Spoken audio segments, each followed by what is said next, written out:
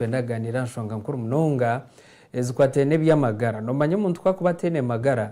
amagara higatara taro kushemerwa taro cyo kubasa gukora mu cyargamu bonerizo twatunga abakugu okurwo muri Mbara district abantu tuje kubantu ganira ndwara eroho eyosoroma tugabantu tinsia munonga ya monkeypox mpox eroho kandi mazima neteganisa amagara gabantu abamwe oko entekateka yabo ondijo nabaza kujya ati nenda kushana n'amatojo ko ngatwinaha abakugu abari kubyetegereza kandi abari kwija kubamba tushobora ndwara nkezi ezuru kubarakaho kandi zikateganisa amagara gabantu no mwe nangwa zikakohakana amagara gabo nikikuru munongo kuretera abantu nkaba bakatushomesa tuketegereza tukamanya obonero kandi nabo kubwakubaho ukakora ki nangwa tumanye nembazi neberoho ahandwara nkeze zuru kuba zibarikireho rizoba akashesha ka twatahisa omwamena habwe Christopher okurga Oburweire district kandi umukugu ombinte by'amagara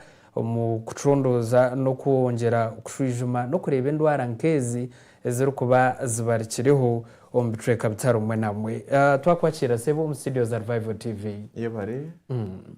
mushuganisa wa Revival TV nkoko babagambira ninye nahawe Christopher ninkora na Mbara district local government kandi umurimo gwanje no kucondoza no kuratereza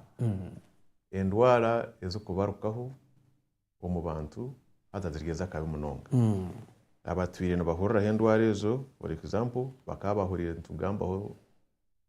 za polio barantugambaho za Rift Valley barantugamba za Marburg konkobwa hati kurga okwamushanjo mu Uganda hakaguruka mu endwara ndijo itukweta mpox irabakana bageta monkeypox konke bitongore ibyamagare byensi yona ku bya stamerize na bya modifying bageta monkeypox itwirumu abantu bingi baje kwasirwe districts nyingi za kwasirwe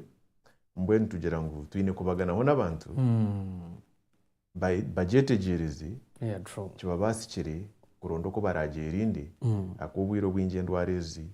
nezicengerezubwa nezerindwa ati abantu buguma bino busingi aho tube ntaho twatandikira umuntu nanda kwebuza mpox niyo ki nendwara niki well mpox nendwara neruga omunyamishwa